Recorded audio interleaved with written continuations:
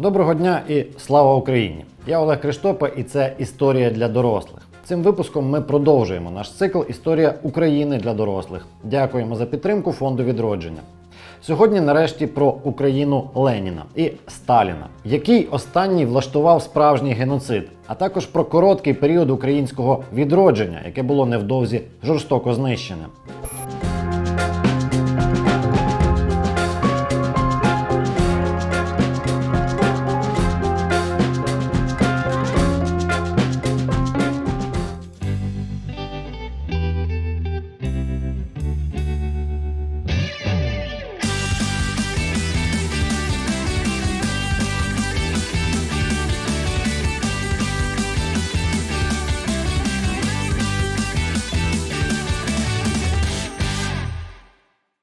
Підписуйтеся на канал «Історія для дорослих». З нами вивчати історію України можна без брому і навіть без рому. Якщо вам подобається те, що ми робимо, можете підтримати нас на Патреоні або донатом. 5 жовтня 1921-го у Карнегі-холі в Нью-Йорку відбувся концерт Української республіканської капели. Хор представляв уже знищену та окуповану російськими більшовиками Українську Народну Республіку.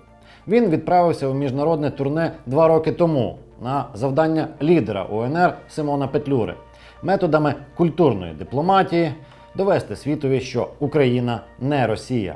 Виходило з перемінним успіхом, як можемо побачити навіть з американських газет того часу. Цитата з Dallas Morning News, 4 грудня 1922 року.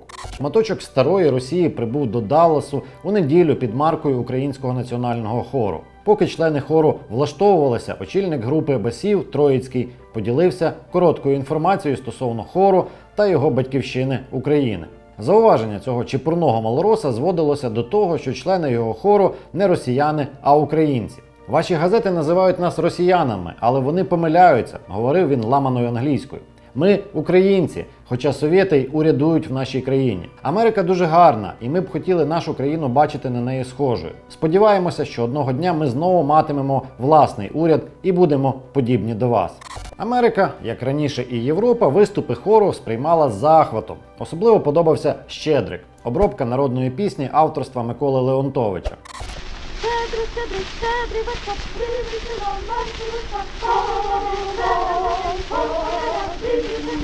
Композитора на той час уже не було серед живих. У 1920-му, рятуючись від нападів російських шовіністів, він змушений був залишити Київ і подався до батьківської хати на Вінниччину, здолавши пішки понад 300 кілометрів. Але його знайшли і там. Взимку до будинка Леонтовича зайшов чоловік і попросився заночувати, а вранці вистрелив у композитора з обрізу. Виявилося, це був працівник ВЧК – Всеросійської чрезвичайної, тобто надзвичайної комісії, органу, який міг здійснювати позасудові страти. У ЧК йшли переважно відверті головорізи, які катували і вбивали людей заради розваги. Так, за переказами, один з керівників надзвичайки на Черкащині зробив собі попільничку з черепа однієї зі своїх численних жертв. Темношкірий палач Джонсон, присланий з Москви в Одесу, здирав з ще живих людей шкіру. Утім, йшли до ЧК і звичайні люди, щоб врятуватися. Так, агентом надзвичайної комісії називав себе актор Амвросій Бучма, який у 1920-му з театром застряг на тій же Вінниччині, де саме вбили Леонтовича. Режисер Гнат Юра, утім, любив заперечувати Бучмі. Мовляв, вся його служба у ЧК полягала в пиятиках зі справжніми вбивцями. Крім ЧК, червоні російські окупанти знищували українців штучним голодом. Здійснювалась так звана політика продрозкладки, примусового вилучення у селян зерна та інших продуктів. Утім, бути німими жертвами ЧК та інших каральних органів нової влади українці не поспішали. З 1920 по 1922 рік в Україні відбулися сотні збройних повстань. Їх результатами стала поява цілих повстанських республік на Київщині – Медвинської, на Черкащині – Холодноярської. У повстанські загони пішло понад 100 тисяч осіб. То там, то тут виникали селянські республіки, де головною була влада отаманів. Майже місяць тримала оборону Медвинська республіка, а потім ще 2 роки повстанці воювали в лісах. 4 роки протистояв і червоним окупантам, і білим Холодний Яр. Повстанці розуміли, що власними силами з мільйонною армією окупантів впоратися не зможуть, тому сподівалися на допомогу українського війська яке у 1920-му змушене було відійти за Збруч і опинилося на території, яка відійшла Польщі. У 1921-му українські етнічні землі юридично було розділено між кількома країнами. Закарпаття увійшло до складу Чехословаччини, Буковина та Бессарабія дісталися Румунії, а найбільші території розділили між собою Польща та так звана УСРР. За Ризьким договором Польща отримала Галичину, Волинь та Закерзоння. УСРР – центральну, східну та південну частини України. Від імені УСРР свої підписи на договорі поставили Адольф Йоффе, Яків Ганецький, Еммануїл Квірінг, Леонід Оболенський і Юрій Коцюбинський. Крім останнього, сина письменника Михайла Коцюбинського, інші до України, звісно, не мали жодного стосунку. Формально радянська Україна тоді вважалася незалежною і навіть висувала територіальні претензії до Росії. Зокрема, на короткий час приєднала місто Білгород, нинішній Білгород.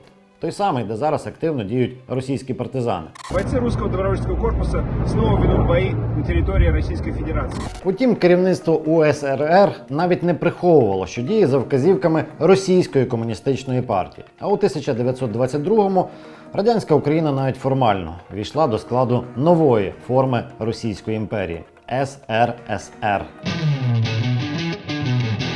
Колишній український союзник Польща армію УНР роззброїла, а військових ізолювала у так званих таборах інтернованих. У 1921-му поляки ще надали українцям неформальну допомогу для організації так званого другого зимового походу, проте він виявився невдалим. Після цього Польща перестала підтримувати українську еміграцію. Під загрозою видачі СРСР змушений був емігрувати до Парижу Симон Петлюра. Українським землям не надали автономії, а українців спробували асимілювати. Тож повстанцям в радянській Україні чекати допомоги було ні звідки. Масові повстання змусили владу в Кремлі змінити свою політику в Україні, як економічну, так і національну. У 1921-му Ленін змушений був відмовитися від політики військового комунізму, запровадивши так звану нову економічну політику, відому як НЕП. Фактично, комуністи зберегли владу, повернувши в країну жорстокий капіталізм.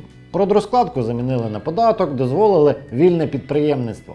Кримінал став почувати себе як риба у воді.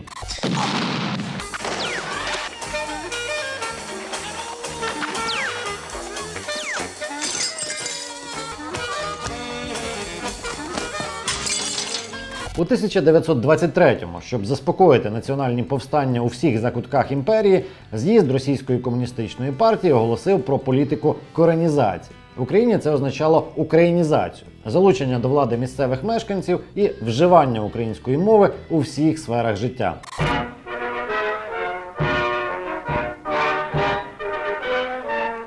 Несподівано, але цьому трюку Кремля повірили нові українські еліти. Як ті, хто був ідейним комуністом, так і ті, хто ще вчора був на боці Української Народної Республіки. Центром нової української культури стає Харків, який більшовики перетворили на столицю радянської України. У будинку «Слово» оселяються десятки українських письменників, які творять сучасну літературу. Свого роду хрещеним батьком цього покоління став Василь Блакитний на псевдо Елан. Саме цей впливовий комуніст порятував від розстрілу багатьох ув'язнених чекістами діячів УНР. Зокрема, він врятував від розстрілу петлюрівського вояка Олександра Довженка, якому згодом судилося стати одним з найталановитіших кінематографістів усіх часів і народів.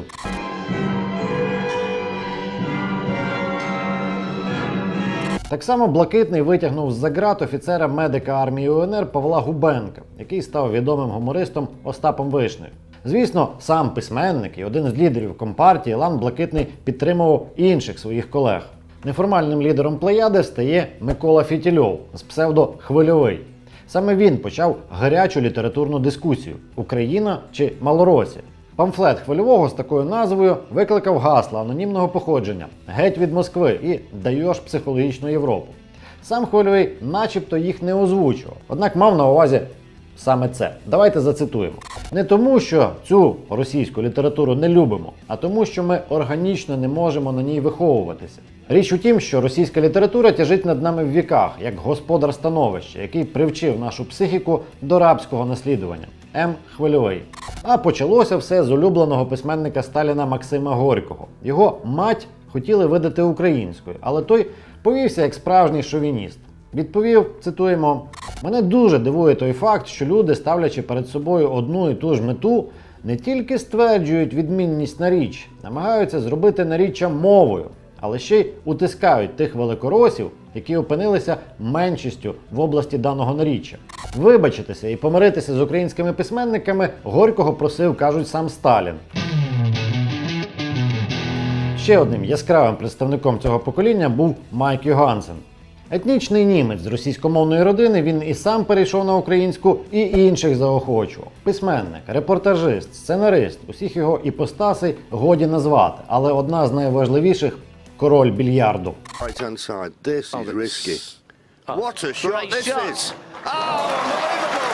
Якось до Харкова приїхав інший король з Москви – Владимир Маяковський. Він часто відвідував Україну і навіть претендував на запорізьке коріння. Ну ось цитата. «Я не із Кацапа в разінь, я дідом казак, другим січевік». Або ще один його відомий вірш. «Товариш Москаль, шуток на Україну не скаль». Попри це, українців за суперників у більярді Маяковський не сприймав.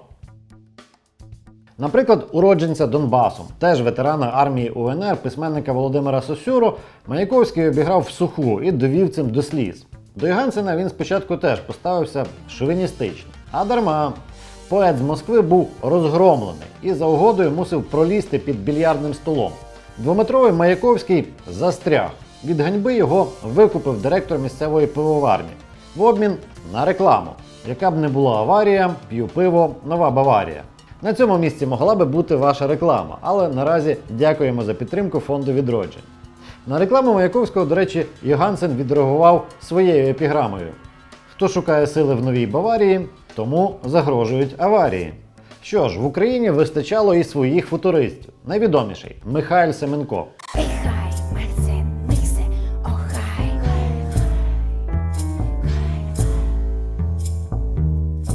Я сьогодні курю і курю папіроси. Я сьогодні курю і курю папіроси. У Харкові у цю ж пору виникає модерний театр «Березіль». Очолює його талановитий режисер Лесь Курбас. Серед акторів уже знайомий нам агент ЧК Амвросій Бучма. Геніальний український актор та режисер Амвросій Бучма. Актор з біографією, вартою екранізації. У будинку «Слово» під ранок Бучма міг раптово протверезити усю компанію, зробивши на балконі 4-го поверху стійку на руках. Тисячі людей творили нову українську культуру і жили наповну, ще не здогадуючись, що вони уже приречені. У 1922-му Державне політичне управління ДПУ, наступник ЧК, розпочало операцію «Синдикат-4». Вигадана повстанська організація дуже чекала генерал-хорунжого армії УНР Юрка Тютюнника, який після поразки жив на еміграції в Україні, щоб той очолив боротьбу за незалежність. І тільки він перетнув кордон, як був заарештований. У Москві хотіли одразу розстріляти генерала УНР, проте харківська влада наполягла на тому, щоб його використати в пропагандистських цілях. До камери привели дружину Тютюнника Віру з малою донькою і поставили ультиматум. Або співпраця, або уб'ють і його, і родину. Генерал зламався. Він підписує звернення до усіх українських вояків, перебуваючих на еміграції, і покаянного листа секретарю Компартії Затонському. Вже за кілька місяців Юрко Тютюнник на свободі. Щоправда, дається вона нелегкою ціною. Генерал – автор пропагандистських книг, спрямованих проти УНР, а ще він грає сам себе у кіно ПКП. Пілсудський купив Петлюру.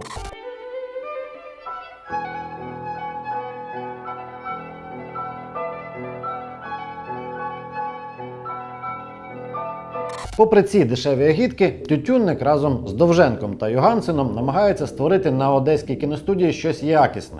На кіностудії довкола Юрка Тютюнника, вбраного у форму українського генерала, з тризубами на ковнірі, завжди збирався великий гурт людей. І на чисельні запитання, які йому ставилися, Юрко Тютюнник відповідав різко і лаконічно, відкидаючи диктатуру пролетаріату на Україні. Він підкреслював, що в Україні переважає селянство, права якого урізані совєтською владою і що такий стан є нетерпимий. Спогади Юрія Тамарського, кінооператора, сотника армії УНР. Спроби поєднати українське з радянським виявляються трагічними. У 1929-му Юрка Тютюнника знову заарештовано і звинувачено у фашизмі. Засуджено до смертної кари, проте виконання вироку відтерміновано. Дружина Віра продає останні речі та їде у Москву, щоб домогтися помилування чи бодай побачити чоловіка. Їй це не вдається. Генерал Хорунжого армії УНР Юрка Тютюнника розстріляли в Москві 20 жовтня 1930 року. Через 7 років у Києві розстріляно співавтора Юрка Тютюнника Майка Йогансена. Починаючи з 1929-го, за лже-звинуваченнями у фашизмі, буржуазному націоналізмі, приналежності до українських організацій було засуджено та вбито сотні українських письменників, художників, музикантів та інших діячів культури. У 1933-му в Харкові застрелився письменник-комуніст Микола Хвильовий. Одиниці тих, що вижили, решту життя боялися власної тіні, звинувачували вчорашніх друзів у фашизмі та оспівували вождя народів Сталіна. Слава в веках рідній партії, слава, дружбі священній, народів, братів. Режисер Олександр Довженко змушений був переїхати у Москву. За ним стежила власна дружина. Сталін, який прийшов до влади у Кремлі, вирішив закінчити гру в українізацію. Він саме почав відроджувати велику Російську імперію. І почався зворотній процес – русифікації.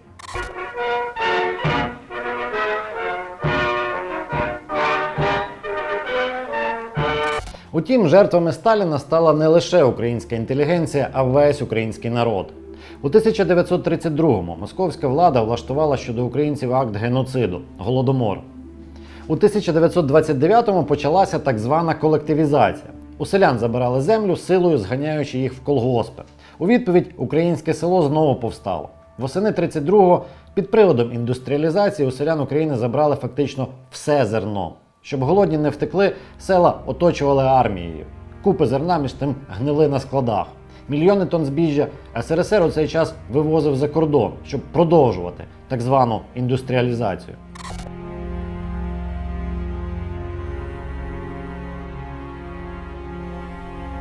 Утім, головним сенсом цієї індустріалізації було не будувати Дніпрогес, а виготовляти танки та літаки для майбутньої війни.